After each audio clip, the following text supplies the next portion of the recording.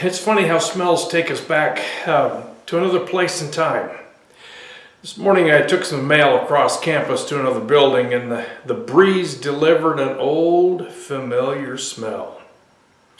The aroma took me half a continent away and decades into my past, to my grandfather's pond. Just the other day, I also heard a rare sound where I live now. It was the sound of a bird who made the same stock pond home. It's a killdeer, flying around with its distinctive sound. I just stood and drank it all in. I could feel the tension ease as I went back in time to a simpler age. There was plenty of turmoil in the country. Vietnam War was dividing our country, and there were riots and racial tension as well. But I was safe around my grandfather's stock pond. My cousin and his wife live there now, and they built a spectacular deck on the side of the old homestead. Now one can sit in an easy chair on a flat surface and absorb the ambiance. But then, I just sat on the grass. In those days, I could get up a lot easier. In these times, it's easy to understand the command of God. Remember that you were slaves in Egypt, and that the Lord your God brought you out of there with a mighty hand and an outstretched arm.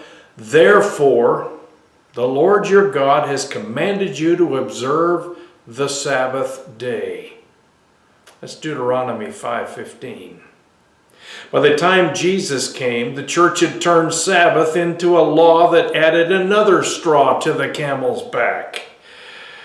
But Jesus still understood its purpose. After a great evangelism event, the disciples were thrilled and people pressed on every side. Then, because there were so many people coming and going that they didn't even have time to eat, he said to them, "Come with me by yourselves to a quiet place and get some rest." That's Mark 6:31.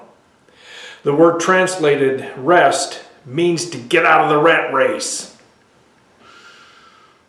That's what the Hebrew word Sabbath actually means as well, to quit working. The writer of the Hebrews reminds us that Sabbath is more than a day of the week. It means to stop striving for God's approval. Enjoy His friendship. There remains then a Sabbath rest for the people of God. For anyone who enters God's rest also rests from their own works, just as God did from His. That's Hebrews chapter 4, verses 9 through 10. God's Sabbath reminder to me was heard in the sound of a killdeer and a familiar aroma on the breeze. The first command to the children of Israel was to get out of the rat race of life and remember who liberated you from the most powerful army on earth without shedding a single drop of Hebrew blood. The interpretation of Jesus was to get out of the rat race and recover from the oppression of ministry.